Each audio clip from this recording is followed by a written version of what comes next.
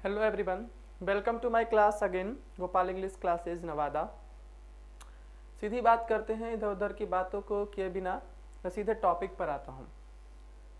आज हम एक छोटे से टॉपिक से, छोटे से चैप्टर से शुरुआत करेंगे जो कि सभी छोटे बड़े एग्जाम में पूछा जाता है, और टॉपिक का नाम है क्वेश्चन टैग। ये एक बहुत आसान सा चैप्टर है, इसके सवाल भी बड़े आसान से होते हैं, बट ये फेवरेट है। हर छोटे बड़े एग्जाम में इसे सवाल अक्सर देखने को मिलता है। इसको अगर आप सीख लेते हो तो कभी भी इसे आसानी से आप कर सकते हो। ये एकेडमिक एग्जाम से ही पूछे जाते हैं और कॉम्पिटिटिव एग्जाम से ही पूछे जाते हैं। तो आइए चर्चा करते हैं क्वेश्चन टैग होता क्या है। जैसा कि नाम ही है क्वेश्चन, तो ये एक प्रकार का क्वेश्चन होता है, लेकिन ये क्वेश्चन पूरा क्वेश्चन नहीं होता है। टैग के तरह किसी वाक्य के अंत में बस लगा रहता है। क्वेश्चन टैग जो होता है ना, दो तरह के वाक्यों में लगता है। एक लगता है असर्टिव सेंटेंस में और दूसरा लगता है इंपेरेटिव सेंटेंस। अगर आपको पता है सेंटेंस तो ठीक है, वरना मैं बताते समय समझाऊंगा। तो दो तरह के वाक्यों में क्वेश्चन टैग लगता है। सबसे पहले तो मैं बताना चाहूंगा क्वेश्चन टैग होता क्या है। तो क्वेश्चन टैग्स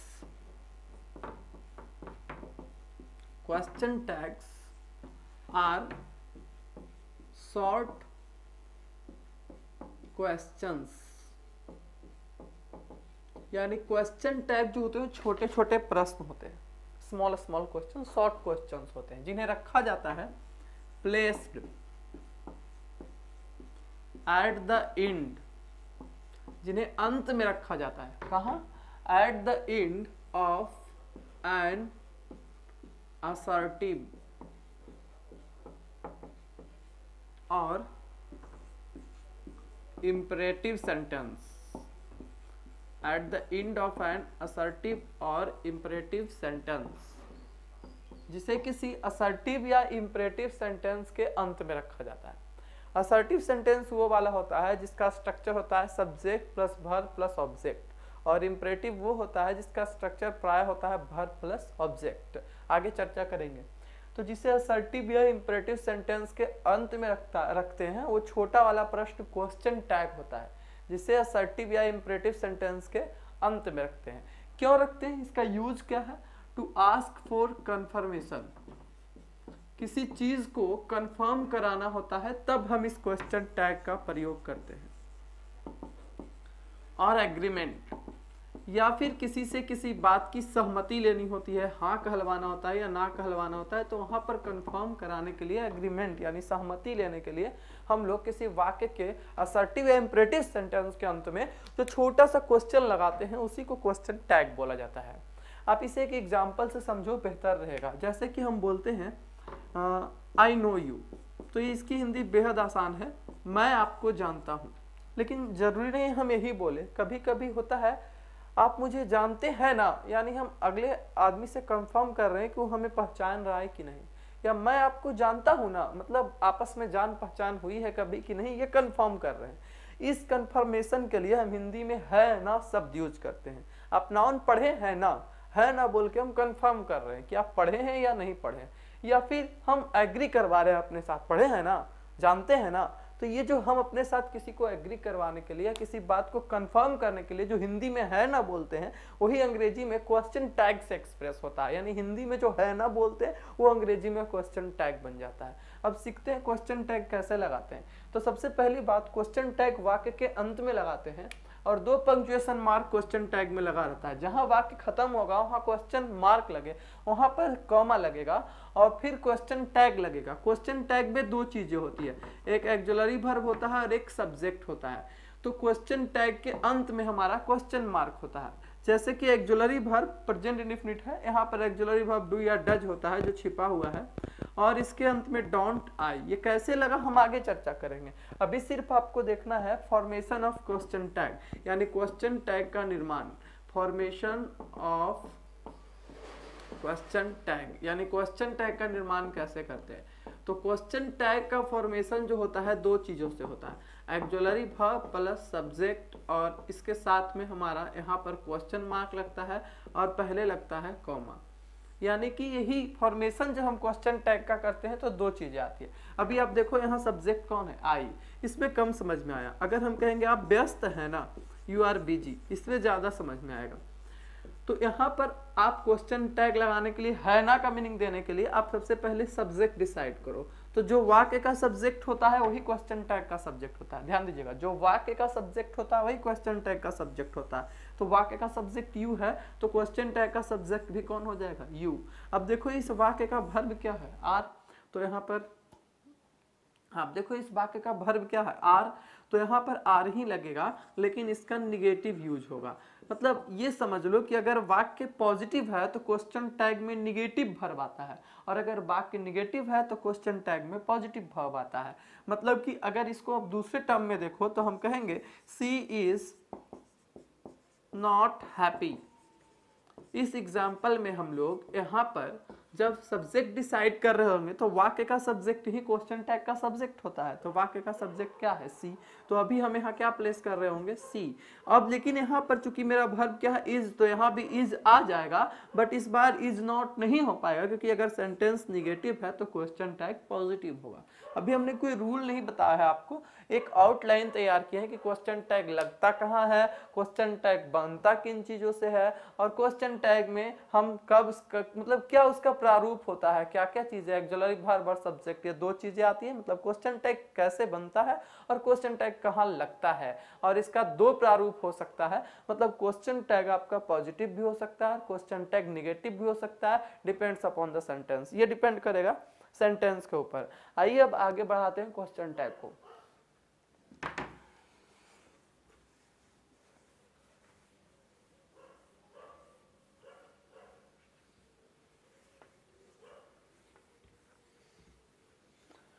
तो वेल क्वेश्चन टैग को हम छोटे छोटे रूल्स में तोड़ देंगे जिससे कि इसको पढ़ना सरल हो जाए। तो क्वेश्चन टैग को आगे पढ़ने के लिए यहाँ हमने हेडिंग डालनी है रूल्स ऑफ क्वेश्चन टैग, यानी क्वेश्चन टैग के नियम।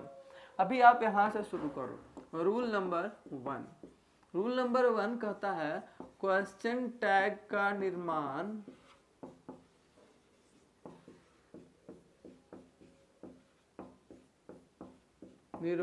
Comma helping verb plus subject plus question mark से होता है। इसमें ऐसे क्वेश्चन टैग आप नहीं लगा पाओगे, पहले 2-3 रूल जानने होंगे तब लगाना होगा, फिर और जानेंगे तो और ज्यादा सही लगा पाएंगे। ये रूल नंबर 1 है। रूल नंबर जिसको कि आप देख चुके हैं पीछे के एग्जांपल्स में कि क्वेश्चन टैग के निर्माण करने के लिए हेल्पिंग वर्ब चाहिए होता है और सब्जेक्ट। ध्यान रहे, क्वेश्चन टैग का subject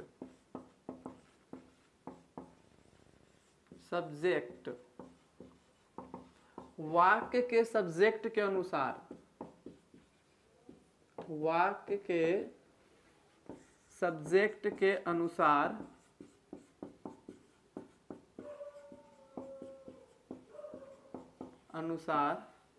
I, we, you, he, she, it, one या देयर में से किसी एक प्रोनाउन को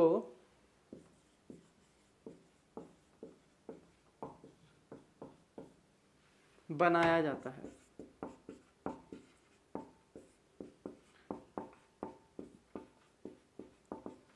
यहां पर आप देख रहे हो कि क्वेश्चन टैग का सब्जेक्ट ऐसा नहीं कि वाक्य का सब्जेक्ट मुकेश है, रमेश है, राजेश है तो वही हो जाएगा क्वेश्चन टैग का सब्जेक्ट। क्वेश्चन टैग का सब्जेक्ट वाक्य के सब्जेक्ट के अनुसार होगा, बट क्वेश्चन टैग का सब्जेक्ट कभी कोई नाउन नहीं होता है। क्वेश्चन टैग का सब्जेक्ट हमेशा एक प्रोनाउन ही होता है जो कि I, we, you, he, she, it, one या देयर में से होगा। हालांकि देयर एडवर्ब है बट ये इंट्रोडक्टरी सब्जेक्ट के रूप में भी काम करता है। तो आप इसे इसी लिस्ट में याद रखो कि क्वेश्चन टैग का सब्जेक्ट जब भी बनेगा I, we, you, he, she, it, one या देयर में से एक बनेगा और वो वाक्य का सब्जेक्ट डिसाइड करेगा कि इसमें से कौन आएगा। अगर यही सेम टू सेम वाक्य में सब्जेक्ट मिल जाता है तब तो कोई परेशानी नहीं है, लेकिन अगर वाक्य का सब्जेक्ट कोई नाउन होता है तो उसके लिए हम suitable I, we, you, he, she, it या वन या देयर में से जो होता है वो डिसाइड करके लगाना होता है। अभी जैसे एग्जांपल में आप देखो, India is my country, India is my country. थोड़ा थोड़ा आपको कुछ चीज़ें याद हो रही है। क्वेश्चन टैग लगाने के लिए कॉमा लगाना होता है, इधर क्वेश्चन मार्क लगाना होता है, बीच में दो चीज़ें होती है, हेल्पिंग वर्ब और सब्जेक्ट। तो मैं आपको बताता हूँ, पहले हेल्पिंग वर्ब मत लगाया कीजिए क्योंकि वो कभी कभी गलत हो जाएगा वैसे लगाने से। पहले हमेशा सब्जेक्ट लगाया कीजिए। तो अगर हाँ वाक्य का सब्जेक्ट क्या है, इंडिया, अगर हम यहाँ इंडिया लिखेंगे तो रॉन्ग हो जाएगा बाबू। क्यों रॉन्ग हो जाएगा? क्योंकि रूल कहता है कि क्वेश्चन टैग का सब्जेक्ट इंडिया के अनुसार यानी वाक्य के सब्जेक्ट के अनुसार होगा, लेकिन I, we, you, he, she, it, they, one या देयर, ये सब प्रोनाउन में से कोई होगा। तो इंडिया के लिए ही आएगा, नहीं आएगा। आई तो किसी के लिए नहीं, यहाँ स्वयं आई आएगा तभी उधर आई आएगा, वी, यू तभी आएगा, ठीक है ना। इंडिया कौन सा पर्सन है? थर्ड पर्सन है। आई, वी, यू को छोड़कर सभी थर्ड पर्सन होते हैं। आई और we first person, you second person, बाकी सबके सब थर्ड पर्सन होते हैं। तो इसलिए इंडिया कौन पर्सन हुआ? Third person. तो आई और वी फर्स्ट पर्सन है, यू सेकेंड पर्सन है, थर्ड पर्सन के लिए आता है ही, सी, इट या दे या वन, ये सब में से कोई आता है। तो यहाँ पर आपको अगर इसका प्लरल का रिक्वायरमेंट होगा तो इसमें हम दे भी यूज कर सकते हैं। ये दे छूट रहा है, उसको इंक्लूड कर लिया हमने। तो अब यहाँ इंडिया थर्ड पर्सन है। इंडिया कोई मतलब आदमी का नाम नहीं है कि इसके लिए ही या सी लगेगा, ये देश का नाम है, तो हम इसके लिए क्या लगाएंगे? इट। प्लरल होता तो दे लगाते, तो सिंगुलर है। यानी पहले हमने सब्जेक्ट डिसाइड करा, इंडिया के हिसाब से यहाँ सब्जेक्ट क्या बनेगा? इट बनेगा। अब इट जब लगा रहे हो आप, तो अब यहाँ देखो कि इट के साथ इज सुटेबल होगा। जो हेल्पिंग वर्ब वाक्य में आता है वही इधर भी आता है। तो इज तो लगा लिया, पर यहाँ ध्यान देना, अगर वाक्य पॉजिटिव हो तो क्वेश्चन टैग निगेटिव होगा, और अगर वाक्य निगेटिव हो तो क्वेश्चन टैग पॉजिटिव होगा। इसलिए यहाँ पर आप इट के पहले इजंट लगाओगे तब सही होगा। चलो एक एग्जाम्पल और देख देते हैं। अगर हम कहेंगे there was a problem, there was a problem, तो ये वाक्य ज्यादा आसान हो गया, क्योंकि जब हम क्वेश्चन टैग का सब्जेक्ट और वाक्य का सब्जेक्ट डिसाइड करेंगे तो वाक्य का सब्जेक्ट देयर है तो चेक करेंगे, इंडिया बन सकता था क्वेश्चन टैग का सब्जेक्ट, नहीं, देयर बन सकता है। जो भी इस लिस्ट में है वो सब बन सकता है, तो इस लिस्ट में देयर है यानी देयर बन सकता है। तो यहाँ पर हम क्या लिख देंगे? देयर। अतः हमने यहाँ पर देयर लिख दिया। अब देखना यह है कि देयर के साथ यहाँ वाज लगेगा, वाज नहीं लगेगा, वॉजंट लगेगा, क्योंकि जब इधर पॉजिटिव है तो इधर क्या होगा? निगेटिव होगा। अगर हम कहते हैं आई वाज, या इसको कर दो आई एम फ्री, मैं फ्री हूं, मैं, यहाँ पर आप देख रहे हो जो एग्जाम्पल, इसमें आपको यहाँ पर सब्जेक्ट क्या मिला? आई। तो आई बन सकता है क्वेश्चन टैग का सब्जेक्ट? हाँ बन सकता है। I, we, you, he, she, it, one, there, they, इस सब में से कोई भी बन सकता है। तो इसलिए आई को ज्यों का त्यों यहाँ लिख देंगे कि आई में एलिजिबिलिटी है, देयर में एलिजिबिलिटी थी, इंडिया में नहीं थी, तो इंडिया के हिसाब से इट लगाया गया। तो वहाँ आई हमने लिख लिया। अब देखना है एम, एमंट अगर यहाँ लिखोगे आप तो गलत हो जाएगा, क्योंकि एमंट करके कोई शॉर्ट फॉर्म नहीं होता है। दूसरी जरूरी बात है कि यहाँ शॉर्ट फॉर्म का ही यूज करते हैं क्वेश्चन टैग में। तो चलिए आइए इन्हीं रूल्स को आगे सीखते हैं। अभी ये तो आप सीख ही गए कि क्वेश्चन टैग में हेल्पिंग वर्ब प्लस सब्जेक्ट आते हैं, वो सब्जेक्ट वाक्य के सब्जेक्ट के अनुसार होता है, लेकिन जरूरी नहीं है कि वाक्य का ही सब्जेक्ट हो। वो I, we, you, he, she, it, one, there, they, ये सब में से कोई, इतना ही। क्वेश्चन टैग का सब्जेक्ट कौन कौन बन सकता है? I, we, you, he, she, it, they, one या देयर, इतना ही में से किसी को क्वेश्चन टैग का सब्जेक्ट बनाना है। इसका सब्जेक्ट हमेशा प्रोनाउन होगा। तो यहाँ पर अगर आई आया है तो कोई परेशानी नहीं, इधर भी आई आ सकता है। यहाँ पर अगर देयर आया तो कोई परेशानी नहीं, इधर भी देयर आ सकता है। लेकिन देखो यहाँ पर इंडिया आया है तो इधर इंडिया नहीं आ सकता, इधर इतना ही में से कोई आएगा। तो इंडिया के लिए सुटेबल इट था तो हमने इट लगा लिया। ये मामला हो गया सब्जेक्ट का। यहाँ पर अभी ऐसे भी सिर्फ सब्जेक्ट की ही डिस्कशन हुई है, अगले रूल में वर्ब को हम लिखाएंगे। अब यहाँ सिर्फ समझाए हैं, तो आइए चलते हैं अगले रूल में।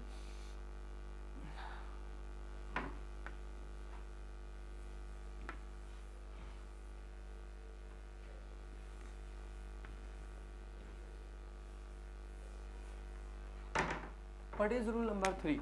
रूल नंबर 3 कहता है अगर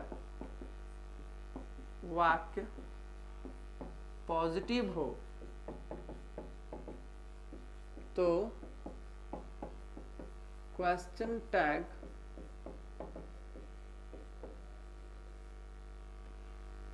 का वर्ब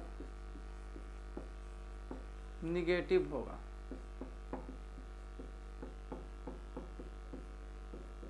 एवं वाक्य निगेटिव हो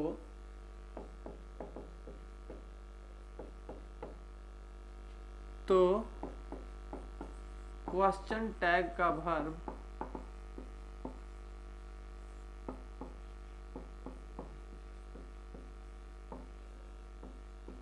पॉजिटिव होगा।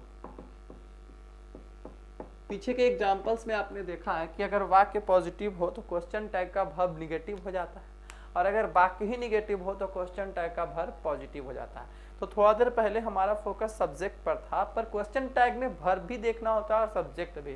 तो हम सब्जेक्ट को तो देख लिए कि I, we, you, he, she, it, they, one या देयर आएगा। वर्ब पर हम लोग फोकस करेंगे और सीखेंगे कि वर्ब कौन सा आएगा, कहाँ से आएगा verb.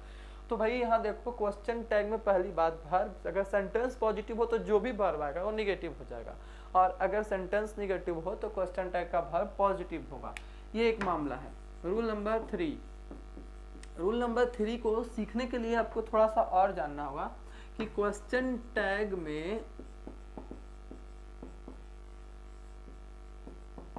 Helping verb plus not का short form, abbreviated form, short form ही यूज होता है। मतलब अगर आप क्वेश्चन टैग में हेल्पिंग वर्ब कौन कौन वर्ब लग सकते हैं, इससे आप ये भी सीख जाओगे क्वेश्चन टैग में कौन कौन वर्ब आ सकते हैं। इसके अलावा कोई आएंगे नहीं, और जो भी आएंगे वो उसका अगर निगेटिव आएगा तो उसका शॉर्ट फॉर्म यूज होगा। तो क्वेश्चन टैग का वर्ब बन सकता है डू। तो डू बन सकता है, लेकिन डू जब निगेटिव फॉर्म में आएगा तो आप जानो कि ये इसका शॉर्ट फॉर्म हो जाएगा डोंट। तो डोंट बन सकता है, डू भी बन सकता है क्वेश्चन टैग का वर्ब, डोंट भी बन सकता है। अगला हेल्पिंग वर्ब, टोटल कितने हेल्पिंग वर्ब है? 24, और वही हेल्पिंग वर्ब क्वेश्चन टैग का सब्जेक्ट बन सकते हैं, क्वेश्चन टैग का वर्ब बन सकते हैं। क्वेश्चन टैग में हेल्पिंग वर्ब प्लस सब्जेक्ट आते हैं, मतलब क्वेश्चन टैग में 24 तरह के वर्ब ही आ सकते हैं, या तो वो अपने रूप में आएंगे या प्लस अपने निगेटिव के शॉर्ट फॉर्म में आएंगे। तो अगर डू आया तो ठीक है, डू प्लस नॉट नहीं आएगा, उसके जगह डोंट लगाया जाएगा। अगर डज आया तो ठीक है, नहीं तो अगर इसका निगेटिव लगाना होगा तो डजंट लगाएंगे। इन द सेम वे अगर इज आया तो ठीक है, अगर इसका निगेटिव लगाना होगा तो इजंट लगाएंगे। इन द सेम वे अगर एम आया तो ठीक है, अगर इसका निगेटिव लगाना होगा तो एम नॉट नहीं होता है, ध्यान दीजिएगा, आंट लगाएंगे। अगर आर प्लस नॉट आया तो आर आया तो ठीक है, अगर इसका निगेटिव लगाना होगा तो आंट लगाएंगे। इस इन द सेम वे अगर वाज आया तो ठीक है, अगर इसका निगेटिव लगाना होगा तो हम वॉजंट लगाएंगे। इन द सेम वे अगर वर आया तो भी ठीक है, अगर इसका निगेटिव लगाना पड़ा तो हम वांट लगाएंगे। कोई समस्या नहीं आनी चाहिए। अगर हैज आया तो ठीक है, अगर इसका निगेटिव लगाना पड़ा तो हम हैजंट लगाएंगे।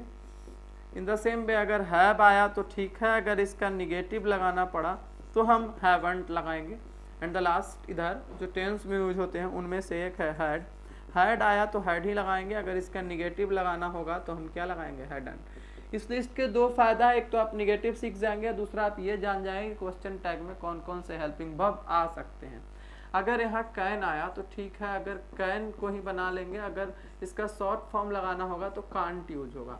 अगर कुड आया तो उसका शॉर्ट फॉर्म लगाने के लिए हम यहाँ कुडंट यूज कर रहे होंगे। दो फायदे हो रहे हैं, एक तो आप जान जाएंगे कि कौन कौन से हेल्पिंग वर्ब आ सकते हैं क्वेश्चन टैग में, और दूसरा जान जाएंगे उनका निगेटिव क्या होता है, शॉर्ट फॉर्म। तो कुड प्लस नॉट कुडंट हो गया। इन द सेम वे अगर यहाँ मे दिखता है तो आप जानो मे प्लस नॉट हमारा मेअंट हो जाता है। अगर यही हमारा माइट रहता है तो माइट प्लस नॉट के लिए हमारे पास आने वाला शॉर्ट फॉर्म कुछ है, कुछ नहीं है, नॉट लिख करके एन लिख करके अपॉस्ट्रोफ टी लगा दे रहे हैं। थोड़ा सा ध्यान कैन में देना है, यहाँ पर दो बार एन हो जा रहा है तो एक ही बार लिख रहे हैं। माइटेंट हो गया, कैन कुड में माइट, इस पर ज़्यादा ध्यान देना क्योंकि सैल प्लस नॉट को सैलेंट नहीं लिखना है, इसका शॉर्ट फॉर्म होता है सॉन्ट। और इन द सेम वे इसी तरह से बिल प्लस नॉट को बिलंट नहीं लिखना है, इसका शॉर्ट फॉर्म होता है वॉन्ट। तो कैन कुड में माइट सैल शुड आप पढ़े होंगे, शुड भी मोडाल है, हेल्पिंग वर्ब है ये भी। शुड प्लस नॉट अगर आप करना चाहते हो तो शुडंट कर लेना। और इस इन द सेम वे अगर बिल का पास्ट वुड में जाते हैं, वुड प्लस नॉट अगर आप करना चाहते हो तो आप इसका वुडंट कर लेना। इसके बाद आपको एक और मॉडल वर्ब मिलता है जो हेल्पिंग वर्ब का काम करेगा, वो मस्ट है, और मस्ट में अगर नॉट लगाओगे तो मस्टंट हो जाएगा। दो और बहुत इंपॉर्टेंट इधर है ना, लिखते हैं। एक नीड है, अगर नीड में नॉट जोड़ा जाए तो ये नीडंट होगा, शॉर्ट फॉर्म होगा इसका नीडंट। और डेयर में अगर हम डेयर एक वर्ड है, डेयर में नॉट जोड़ते हैं तो ये आपका डेंट बन जाता है। क्या बन जाता है? डेंट। अब आपके पास अगला वर्ड है यूज्ड, यूज्ड टू। अगर यूज्ड में नॉट जोड़ा जाए तो ये यूजंट हो जाता है, यूजडंट हो जाता है। लेकिन ध्यान दें कि इसका आप डिडंट या डिड भी क्वेश्चन टैग में लगा सकते हैं, वो पढ़ाया जाएगा आपको। इसके बाद आपको एक और वर्ड मिलेगा, एक और वर्ब मिलेगा, आउट में नॉट जोड़ते हैं तो इसका शॉर्ट फॉर्म होता है आउटंट।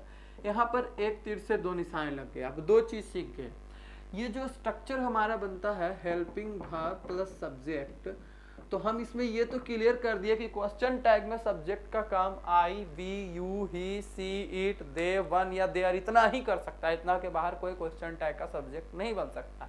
तो रह गया था कि ये हेल्पिंग वर्ब का काम कौन कर सकता है, तो उसका जवाब यहाँ मिल गया कि क्वेश्चन टैग में वर्ब के जगह पर हमारा डू, डज, डू, डज, इसके बाद हमने एक मिस किया है यहाँ, इसको मेंशन कर लेते हैं, जगह बची हुई है, और ये डिड है, आप यहाँ पर ऐड करेंगे। हाँ, ये क्या हो जाएगा, इससे डिडंट हो जाएगा। चलो जगह भी है ही तो ऐड करने में दिक्कत नहीं है। तो यहाँ पर आप did, do, does, did, is, am, are, was, were, has, have, had, ये सब हेल्पिंग वर्ब्स हैं। 24 हेल्पिंग वर्ब्स होते हैं। उसके बाद can, could, may, might, shall, should, will, would और मस्ट और नीड और डेयर, इधर यूज्ड और आउट, इतने सारे वर्ब्स हैं। यही वर्ब्स हेल्पिंग वर्ब के रूप में क्वेश्चन टैग में वर्ब का काम कर सकते हैं। जो भी चाहिए होगा वो आ जाएगा, इतना ही में से आएगा। लेकिन अगर ये नॉट के साथ आते हैं तो इनका फुल फॉर्म यानी डू नॉट यूज नहीं करते हैं, डोंट यूज करते हैं। क्वेश्चन टैग में वर्ब प्लस नॉट का फुल फॉर्म नहीं यूज होता है, शॉर्ट फॉर्म यूज होता है। इसलिए इज प्लस नॉट नहीं लिखते हैं, इजंट लिखते हैं। एम प्लस नॉट, ध्यान देना, एम प्लस नॉट नहीं लिखते हैं, आंट लिखते हैं।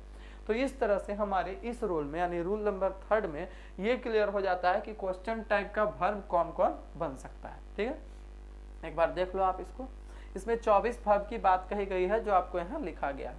अब इसके बाद हम दो चीज क्लियर कर चुके हैं कि क्वेश्चन टैग में एक्जुलरी वर्ब प्लस सब्जेक्ट होता है, जिसमें कौन कौन से एक्जुलरी वर्ब आ सकते हैं और कौन कौन से सब्जेक्ट आ सकते हैं। यानी क्वेश्चन टैग लगाने के 3 इंपॉर्टेंट स्टेप्स हम कवर कर चुके हैं। अब इसके बाद धीरे धीरे थोड़ा थोड़ा और पढ़ते जाएंगे तो क्वेश्चन टैग लगाना भी हम लोग शुरू कर देंगे। फिर इजी वन के बाद कॉम्प्लिकेटेड वन, और किस तरह से इसमें क्वेश्चन को कॉम्प्लिकेट किया जा सकता है वो बस बने रहिए लगातार, है ना, क्लास में।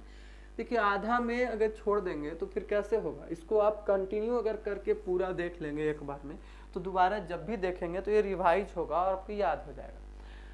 इसके बाद हम आपको पहले ही कह चुके हैं question tag is a very short, easy but extremely important chapter used in questions. मतलब क्वेश्चन टैग एक बहुत ही शॉर्ट, बहुत ही आसान चैप्टर है लेकिन बहुत ज़्यादा इंपॉर्टेंट है। इससे सवाल एकेडमिक एग्जाम और कॉम्पिटिटिव एग्जाम्स में अक्सर ही पूछे जाते हैं, हर तरह के एग्जाम में इसके क्वेश्चन होते हैं। इसीलिए इस छोटे से आसान से चैप्टर से हम लोग चल रहे हैं फिर से इस सेशन में, जिसमें कि हम आपको रूल नंबर 3 के बाद रूल नंबर 4 में थोड़ा और क्लियर करेंगे, जिसके बाद क्वेश्चन टैग लगाना आसान हो जाएगा। मतलब अगर क्वेश्चन टैग का वर्ब क्वेश्चन, अगर सॉरी गलती हो गई, इसको आप मैं ऐसे नहीं डालना चाहते थे हम। अगर वाक्य का सब्जेक्ट, अगर वाक्य का सब्जेक्ट कोई नाउन हो, नाउन, ठीक है। अगर वाक्य का सब्जेक्ट आई होगा तो क्वेश्चन टैग का भी आई, वी होगा तो क्वेश्चन टैग का भी, अगर दे भी होगा तो क्वेश्चन टैग का भी दे, यू होगा तो क्वेश्चन टैग का भी यू, सी, ही, इट होगा तो क्वेश्चन टैग का भी वही होगा। लेकिन अगर वाक्य का सब्जेक्ट कोई नाउन हो तो क्वेश्चन टैग का सब्जेक्ट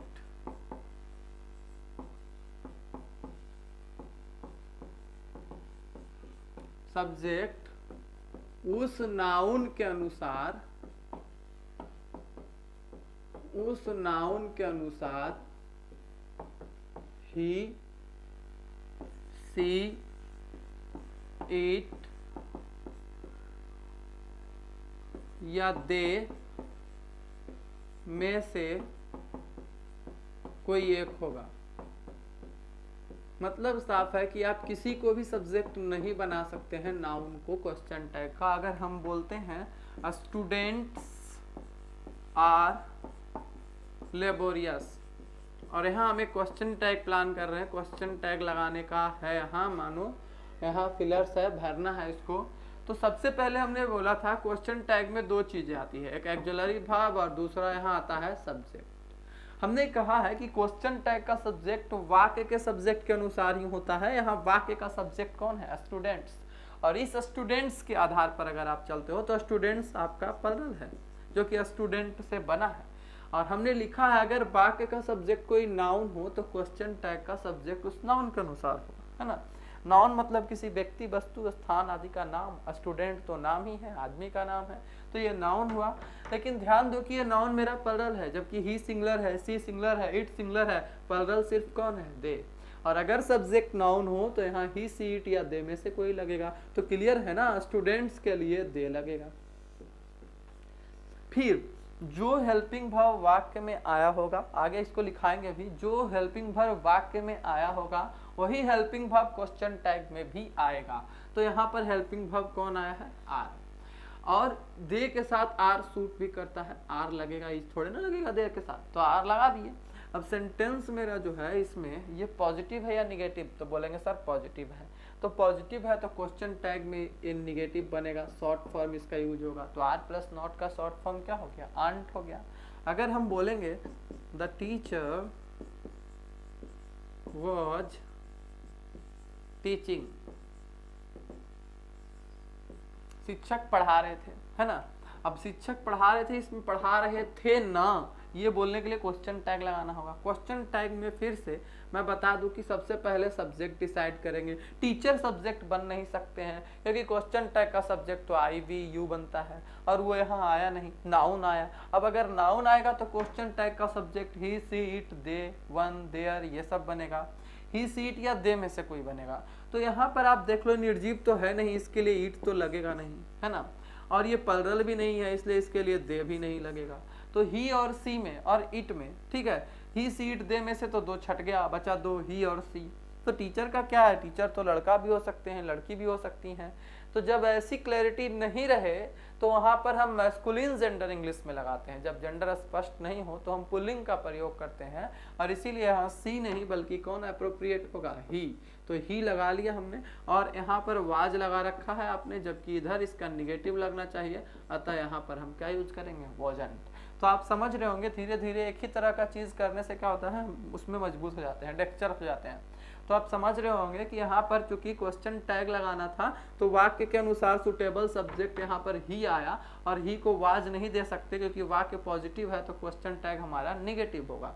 अगर हम कहेंगे द गर्ल वाज क्राइंग, यानी कि लड़की रो रही थी। क्राई का मतलब रोना हो गया, चिल्लाकर रोना। अब यहाँ पर आप सबसे पहले सब्जेक्ट लगाओ, गर्ल के लिए क्या लगाओगे? सी लगाओगे। यहाँ पर वाज है, अब इसको वाज को आप वाज रहने नहीं दे सकते, वाक्य पॉजिटिव है तो क्वेश्चन टैग क्या होगा? निगेटिव होगा। अगर हम कहेंगे they have not returned yet, अभी तक वे लोग वापस नहीं लौटे। तो यहाँ आसान है। क्यों आसान है? क्योंकि मेरा सब्जेक्ट जो वाक्य का है वो दे है और सब्जेक्ट की एलिजिबिलिटी चेक करेंगे हम कि क्या दे क्वेश्चन टैग का सब्जेक्ट बन सकता है। तो हाँ बन सकता है, पहले ही बताए हैं, I, we, you, he, she, it, they, one या देयर, इसी में से कोई बनेगा। यहाँ ऑलरेडी दे है तो कम दिमाग लगाना होगा, सीधे दे लिख देंगे। यहाँ पर गर्ल थी, गर्ल नहीं बन सकती थी तो गर्ल के लिए सी लगाना पड़ा। यहाँ पर टीचर थे, टीचर सब्जेक्ट नहीं बन सकते हैं क्वेश्चन टैग के, यहाँ ही लगाना पड़ा। यहाँ पर स्टूडेंट्स थे, ये भी सब्जेक्ट नहीं बन सकते हैं क्वेश्चन टैग के, दे लगाना पड़ा। बट यहाँ ऑलरेडी दे है तो हम दे लगा लेंगे। अब ये हमारा हेल्पिंग वर्ब क्या है? हैव है। हैव को हैव ही रहने देना होगा, हैवंट नहीं लिख सकते हैं क्योंकि यहाँ ऑलरेडी नॉट लगा हुआ है। तो अगर वाक्य निगेटिव हो तो क्वेश्चन टैग पॉजिटिव ही रहेगा। इस तरह से यहाँ पर हैवंट नहीं, सिर्फ और सिर्फ हैव लिखा जाएगा। अगर आप समझ रहे हैं तो आगे का क्वेश्चन करने की कोशिश कीजिएगा। जैसे कहेंगे I shall not help them, मैं उन लोगों की मदद नहीं करूंगा। यहाँ पर क्वेश्चन टैग का सब्जेक्ट आई बन सकता है क्या? बिल्कुल बन सकता है। I, we, you, he, she, it, they, one या देयर, यही तो बन सकता है। तो आई इसमें से है इसलिए आई को बना देते हैं। अब यहाँ पर क्या लगा रखा है इसने, शैल नॉट, यानी कि नॉट हट जाएगा, यहाँ पर सिर्फ और सिर्फ क्या सही होगा, शैल। अगर हम कहेंगे we shall overcome one day, हम होंगे कामयाब एक दिन, इसका ये मतलब है। ये जो अगर हम लिखते हैं और हम होंगे कामयाब एक दिन, है ना, ऐसा बोलते हैं, तो हमें क्वेश्चन टैग लगानी होती है, और फिर यहाँ पर हमें वी मिलता है सब्जेक्ट, और बी क्वेश्चन टैग का भी सब्जेक्ट बन सकता है, तो लिख लेते हैं। लेकिन यहाँ शैल है तो यहाँ इसका निगेटिव यूज होगा, और इसलिए हम यहाँ क्या यूज करेंगे, शॉन्ट। तो अब तक में आप लगातार अगर वीडियो पर बने हुए थे, इसको आपने स्किप करके नहीं देखा होगा, कंटिन्यू देखा होगा, तो अब तक में बहुत हद तक क्वेश्चन टैग आपको समझ में आना शुरू हो गया होगा। बहुत ज़्यादा बड़ा चैप्टर नहीं है, बहुत ज़्यादा रूल्स नहीं है, इसको हम लोग कंक्लूड कर लेंगे। अब आप इसको देखते रहिए लगातार, यहाँ तक में से आपको कहीं दिक्कत हो तो फिर से इसको रिवाइंड करके देखिए, काफ़ी आसान लगेगा, आप ध्यान से देखिए, है ना। ऑनलाइन क्लास है, ज़्यादा थोड़ा कंसंट्रेट करना होगा, ज़्यादा ध्यान से सुनना होगा, बार बार आप यहाँ सवाल नहीं पूछ पाते हैं, इसलिए प्रॉब्लम्स आ सकते हैं। आई श्योर कि प्रॉब्लम आएंगे, बट अगर आप ध्यान से देखोगे तो काफ़ी इजी चीज़ें हैं। हमने अपने तरफ से एक ही बात को कई बार बोलकर समझाने का कोशिश भी किया।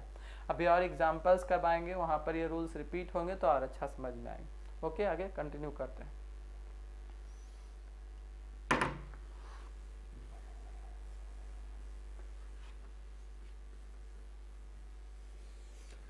अगर आपको ये चीज़ें उतारनी हो तो आप दोबारा से वीडियो देखकर उतार सकते हैं, या फिर बीच बीच में आप स्क्रीनशॉट ले सकते हैं और वहाँ से आप वीडियो को कंटिन्यू कर सकते हैं।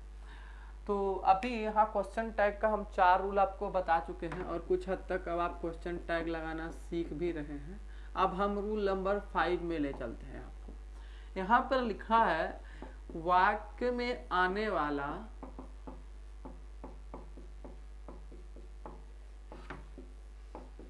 हेल्पिंग वर्ब ही क्वेश्चन टैग का वर्ब बनेगा।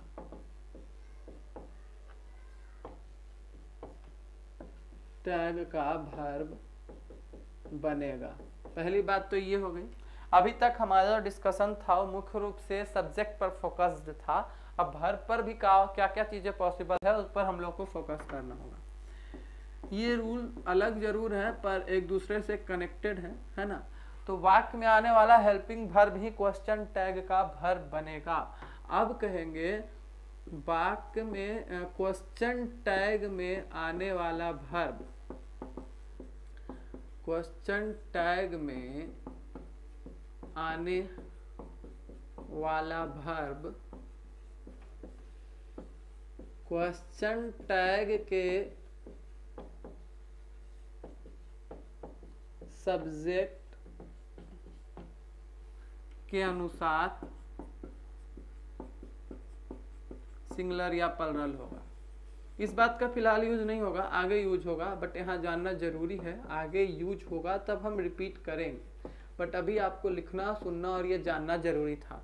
पहली बात कि क्वेश्चन टैग में हेल्पिंग वर्ब अपने मन का नहीं आता है कि जमार बाज वेर कुछ भी कभी भी लगा दिए। जो वाक्य में हेल्पिंग वर्ब होगा वही क्वेश्चन टैग में भी आएगा। और क्वेश्चन टैग में जो वर्ब आता है उसका सिंगुलर या प्लुरल होना वो डिपेंड करता है कि क्वेश्चन टैग में आप आई लगा रहे हो कि वी लगा रहे हो कि यू लगा रहे हो, उसी के अनुसार वहाँ ई जमार बाज या वेयर लगेगा। ये तो अब तक आप देख ही रहे हैं और आगे भी आपको मौका मिलेगा। जैसे अगर यहाँ पर लिखता है एक बंदा आई आंट बिजी या आई आंट टीचिंग यू, मैं आपको नहीं पढ़ा रहा हूँ, तो जैसा कि हम बताए एम प्लस नॉट का शॉर्ट फॉर्म आंट होता है, तो इसने आंट लिखा। अब अगर यहाँ पर सब्जेक्ट आप पहले डिसाइड करते हो तो क्या डिसाइड करोगे, आई। यहाँ पर हेल्पिंग वर्ब क्या है, आर, पर हमने क्या लिखा है कि क्वेश्चन टैग में आएगा तो वाक्य में जो हेल्पिंग वर्ब वही। तो जब आर यहाँ लगा हुआ है तो आर के 2 आर रूप होते हैं, ई जम आर, तीनों एक दूसरे के रूप हैं, बी के ही रूप हैं, जिसमें से कि आई के साथ एम लगता है, सिंगुलर के साथ इज लगता है, प्लरल के साथ आर लगता है।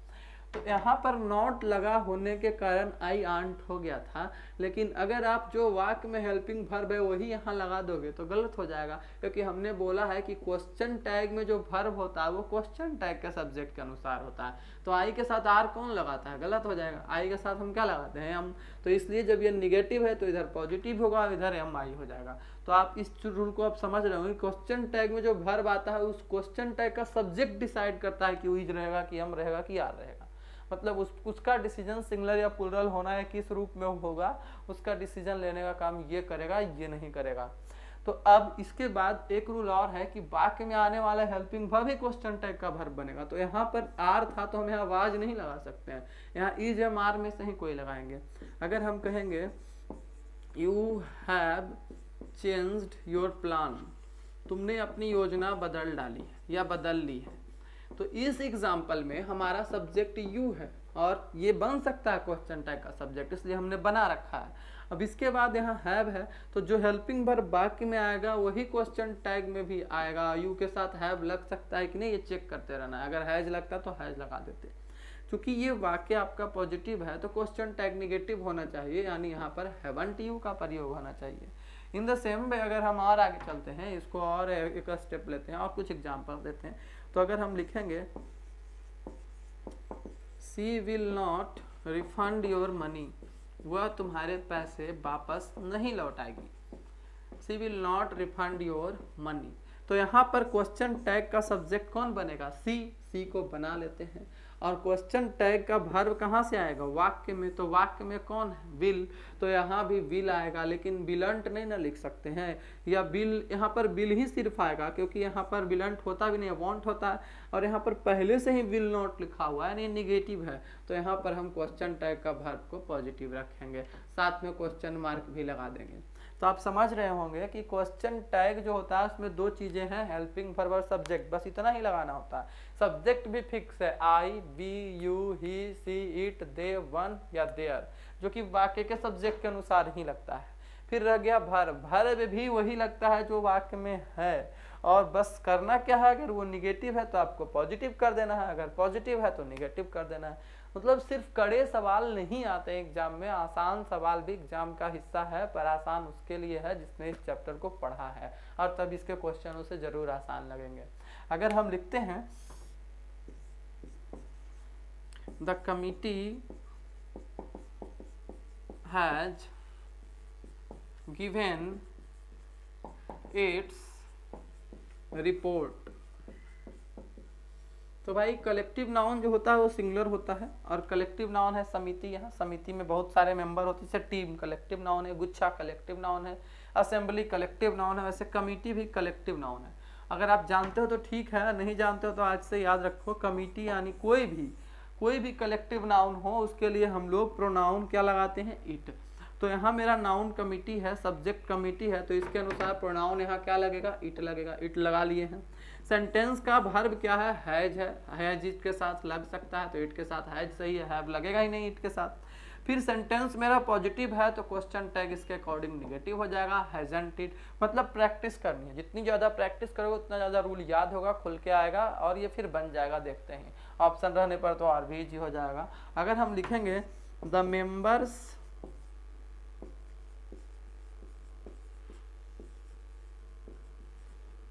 members have left the meeting, यानी मेंबर जो है वो सभा से जा चुके हैं, सभा से चले गए हैं। यहाँ पर अगर हमें वर्ब डिसाइड करना हो तो पहले सब्जेक्ट डिसाइड किया करो ना, यहाँ सब्जेक्ट कौन है, मेंबर्स, और वाक्य का सब्जेक्ट ही क्वेश्चन टैग का सब्जेक्ट बनेगा, ये सही है, बट नाउन नहीं बनेगा। तो मेंबर्स के लिए क्या आएगा, ही, सी तो आएगा नहीं, इट तो आएगा नहीं, प्लुरल है, मेंबर्स के लिए प्लुरल है, प्लुरल तो एक के प्रोनाउन आ सकता है, नाउन के लिए क्या है, दे आ गया। अब दे के साथ हैव ही आएगा, सही है, फिर हैव लगाते हैं।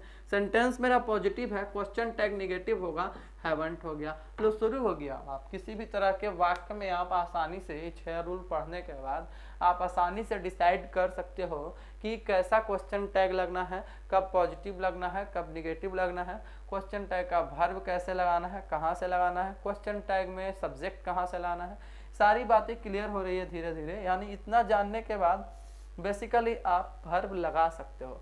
लेकिन अभी ऐसे वाक्य के बारे में आगे चर्चा करेंगे जिसमें वर्ब दिया ही नहीं रहे, मतलब यहाँ आर था तो आप यहाँ एम ले आए, यहाँ हैव था इसलिए आप उधर हैव या हैज में से कोई ले आते हैं, यहाँ विल है तो उधर भी आप विल ले आते हैं, यहाँ पर आपका हैज है तो उधर हैज में से कोई आ जाता है, यहाँ हैव है तो उसी तरह से उधर भी आ जाता है, यहाँ अगर वाज रहता है तो उधर भी आप वाज ले आते हो। जैसे एग्जाम्पल्स के लिए we were watching the news, हम लोग न्यूज देख रहे थे, या वॉचिंग न्यूज कर दो, है ना। तो अब यहाँ पर आपने जो रखा है वी को इधर आपको सब्जेक्ट बनाना होगा और वर का निगेटिव क्या हो जाएगा, वांट हो जाएगा। इस तरह से देखा जाए तो यही सब में से कोई आपका जो वर्ब इधर रहता है वही इधर आकर के वर्ब बन जाता है। बट एक अलग ही सिनेरियो है जो रूल नंबर 7 में आपको देखने को मिलेगा। कुछ ऐसे वाक्य होंगे जहाँ की आपको वर्बी जमार बाज were do does has have ऐसा कुछ भी नजर नहीं आएगा, कैन कुड में माइट कुछ भी नजर ही नहीं आएगा। मतलब जो 24 वर्ब लिस्ट में थे उनमें से कोई नजर आ जाता है तो लगाना तो आसान हो जाता है। लेकिन ऐसे वाक्य आएंगे अब जिनमें कि इनमें से कोई भी वर्ब आप खोजोगे तो भी नजर वहां नहीं आएगा। तो आइए अब हम डिस्कस करते हैं वैसे रूल्स को जिसमें कि हम वर्ब को नहीं देखेंगे, यानी वर्ब जिसमें नजर नहीं आएगा। This will be discussed in rule number 7।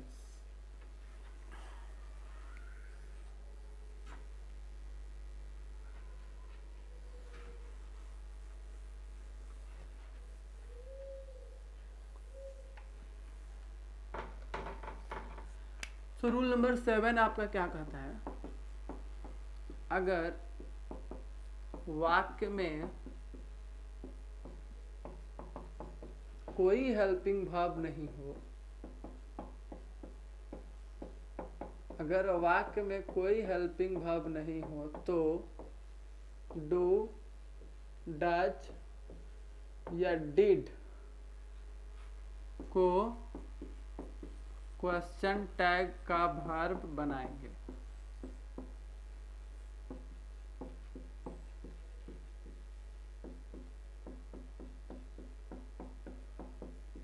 बात यह है कि हम डू डज या डिड को क्वेश्चन टैग का वर्ब बनाएंगे, पर कब, जब वाक्य में हेल्पिंग वर्ब इज आर बाज बेयर कुछ भी नहीं हो तब।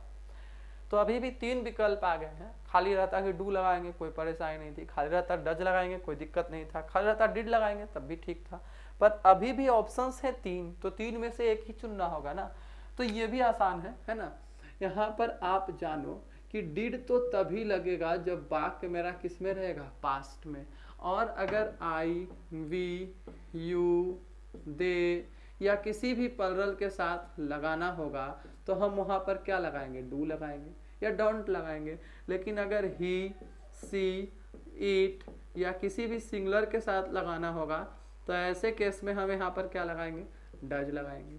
तो क्लियर हो गया ना कब डू लगाना है कब डज लगाना है। डिड का तो है अलग मामला, पास्ट रहेगा तो डिड लगाना है। यानी कि जब वर्ब जो है पास्ट में होता है वो V2 के रूप में होता है, और जब वर्ब प्रेजेंट में होता है वो V1 V5 के रूप में होता है। V5 जिसमें यस या यस लगाते हैं वो V5 हो गया। नॉर्मल जब वर्ब पहली बार मिलता है, हंसना रोना दौड़ना मतलब प्ले रन लाफ, ये V1 हो गया। अब जैसे हम कहते हैं आई नो हर, मैं उसे जानता हूँ, क्वेश्चन टैग लगाना है।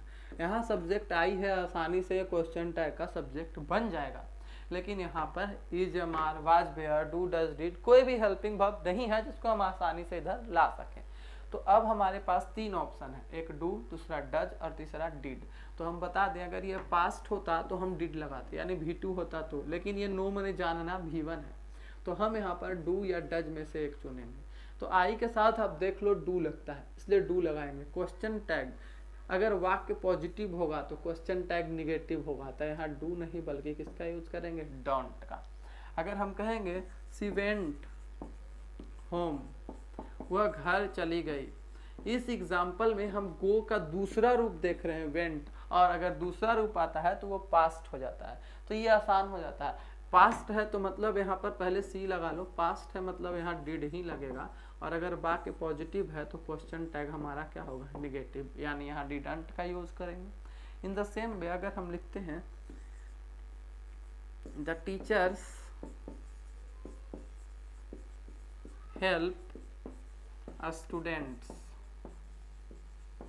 तो ये हमारा नाउन वाला वाक्य हो गया। टीचर के हिसाब से, यहाँ टीचर्स के हिसाब से, टीचर्स तो लिख नहीं सकते, प्लूरल के लिए क्या लगाते हैं, दे लगा लेंगे। और यहाँ पर हेल्प है V1 है, तो आप देख लो प्लूरल या दे के साथ हम डू लगाते हैं तो यहाँ डू ही लगेगा। वाक्य पॉजिटिव है, क्वेश्चन टैग क्या होगा, निगेटिव हो जाएगा। अगर हम कहेंगे मदर लव्स चिल्ड्रेन,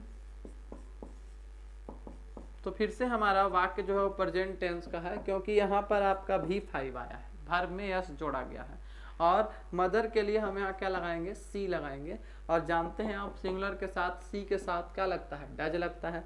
बट ये वाक्य पॉजिटिव है तो सिर्फ डज तो पर्याप्त होगा नहीं, इसके लिए क्या लगाना पड़ेगा, डजंट। ये जो 7 तक आपने देखा ना, ये काफ़ी नॉर्मल रूल्स थे क्वेश्चन टैग को लगाने के। फिर भी बहुत सारे एग्जाम्स में बहुत सारे क्वेश्चंस जो होंगे सिर्फ इतने रूल्स से आपके डील हो जाएंगे। इसके बाद के जो रूल्स हैं वो उनका आधार तो यही सब रूल बनेंगे, बट उसमें कुछ एक्स्ट्रा करना होगा। हमने कहा था क्वेश्चन टैग असर्टिव में भी लगता है और इम्परेटिव में भी। असर्टिव वो होता है जिसमें subject plus verb plus object रहता है। तो अभी तक आपने जितने वाक्य देखे हैं सब असर्टिव सेंटेंस देखे हैं। तो क्वेश्चन टैग का पार्ट 2 अभी है, जहाँ की आपको देखना होगा कि इम्परेटिव सेंटेंस में भी क्वेश्चन टैग लगाने हो सकते हैं, नंबर 1। नंबर 2 की अभी वर्ब में वेरिएशन तो देख लिया आप, सब्जेक्ट में भी वेरिएशन हो सकते हैं। जैसा आप सोच रहे हैं उससे काफ़ी अलग तरह का भी सब्जेक्ट सामने आ सकता है, तो जिसको हम आगे देखेंगे।